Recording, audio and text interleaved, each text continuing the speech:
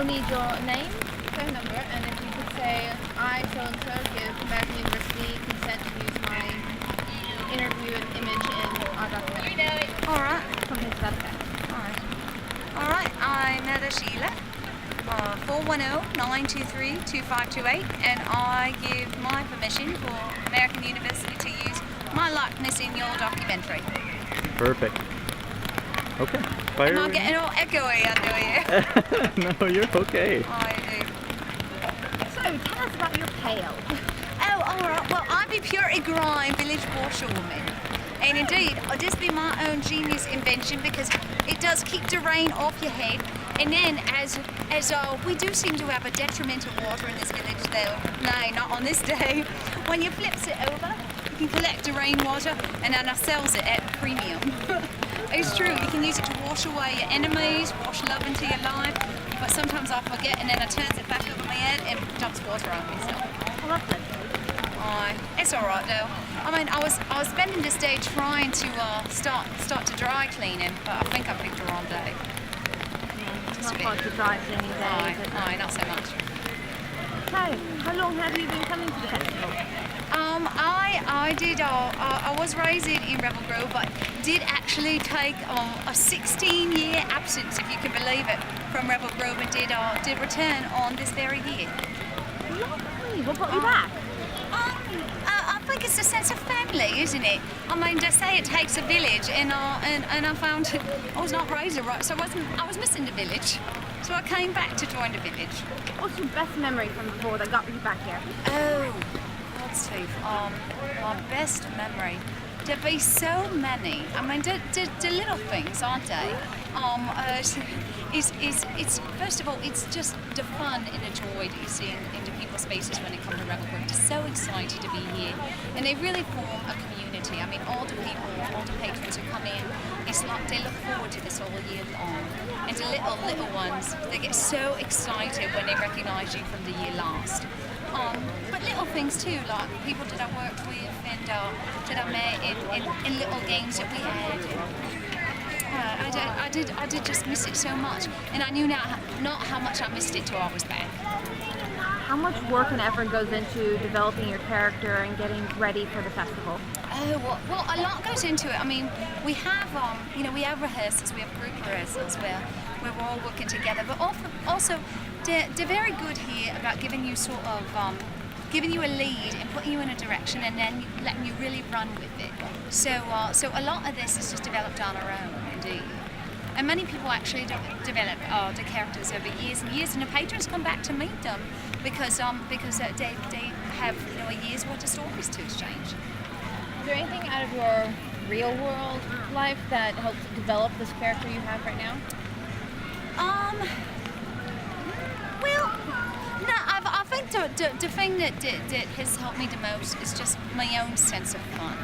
I mean, the great thing about working here and being here in Rebel Grove is that the further you're willing to go, the more you're able to do. People here, they come here and they're willing to go with whatever you do. We had this wonderful thing where we actually discovered whipped cream on the ground, and we got so excited about. We actually started mourning it and held a funeral for it and had services for it, and everyone went with it. I mean, even people were leaving little tributes and making prayers, and the thing is that it's that sense of fun that allows the people coming in to be able to participate in the fun. And can you tell us a little bit about Rebel Grove? About Rebel Grove? Well, Rebel Grove, yes. Oh, well, it'd be a village in England, isn't it? In Oxfordshire. It's a stone's throw from Tittington, but it's all inhabited. We're all inhabited. Oh, first of all, we're all crazy. I mean, let's face it, aren't we? We're all a little bit crazy, but we got people here from all walks of life. We got vendors. We got the most amazing food I think there is on the planet. I mean, I haven't travelled that much, but I know that there can't be anything better because many of the foods, including the peasant bread, which be my favourite, be given to us from the very gods themselves. What else would you like to know about Rebel Grove other than it's just the most wonderful place to come and visit? that's pretty good about Rebel Grove. I want to move that now. What keeps you out in the rain rather than collecting to sell? Oh, there's a lot of things that keep me out in the rain. One, because the wondrous guests are those neighbours that are willing to come out and visit us in the rain. And the truth is that we want to be here for them. I mean, they're making a huge effort. For many people, they come from all walks of life. They come from all over the place. And this may be the only day they're able to come here. So we want to make sure that no matter what the weather, that they're having the most wondrous celebratory experience that they can possibly have. And even if the weather's not cooperating, we want to make sure that they have that fun, they get the enjoyment, especially with the way things are now, and so worried and stressed out. We want to bring a little fun in their lives. So that's where I'm at here. And quite frankly, standing in the rain with a bucket on my head, it just makes people laugh. I don't have to do much else. They walk by and they just start to laugh. So if I can make somebody laugh, when other aspects of the life are very stressful, then I feel like I've done my job and I've had a really, really good day. Okay, we thank you very much. Oh, you're most You're welcome. excellent in interviews. Don't tell yourself you short. are. Oh, well, thank you. Okay. Well, please, good luck on the rest of your day, and you. and I hope the weather holds for you. But if not, please just enjoy the sense of fun, because we're definitely doing it as well. And have a good day. So, good day, Jittles. Here he drive, and it's washing with you. It's the rainwater right here before it falls off. You can see it's drying up. It's the rainwater.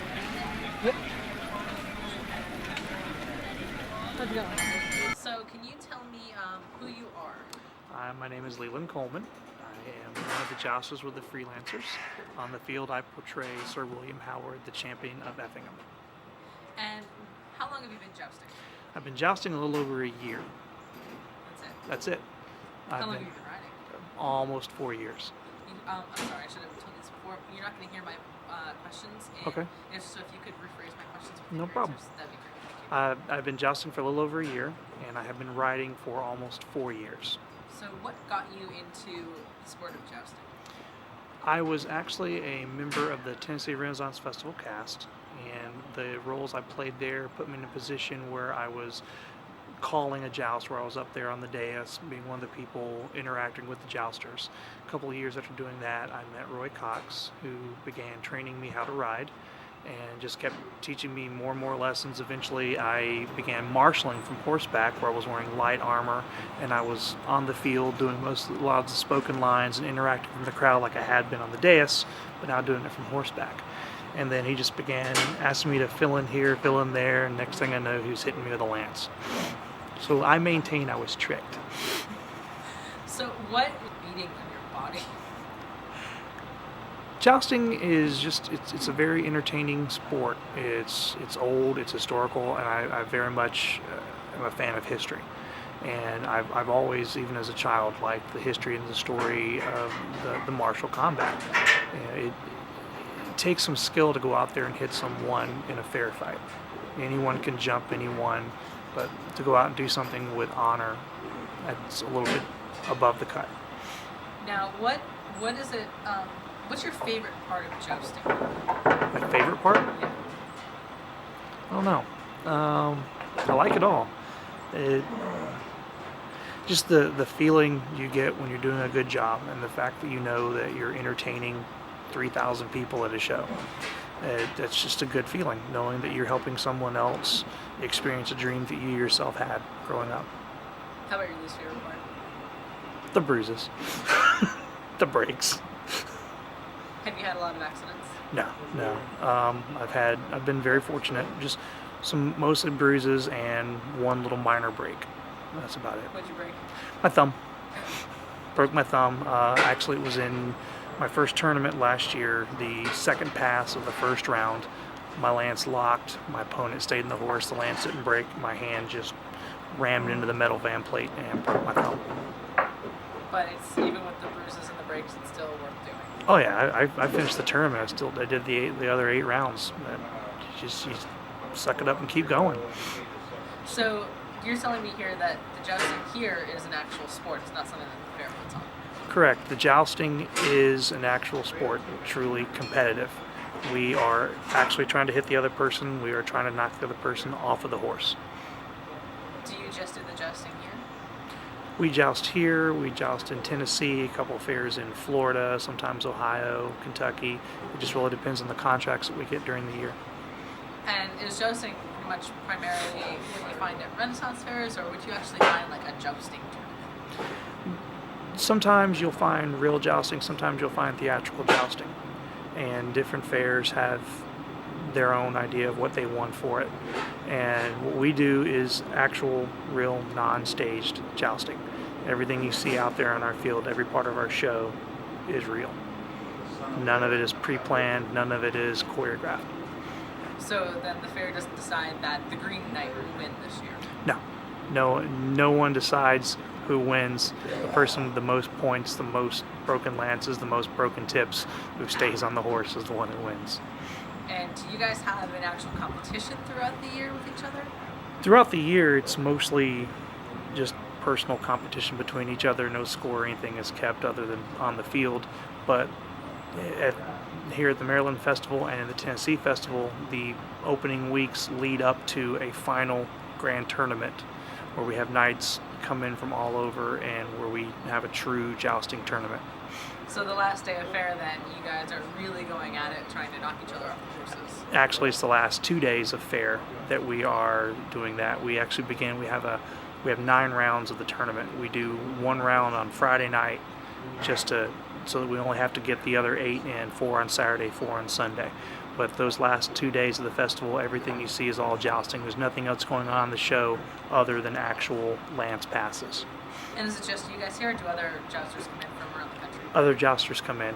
There can be anywhere from 8 to 12 competitors, just depending on how many people have the time to make it during that tournament. So, can you walk me through a day of being a jouster at the fair?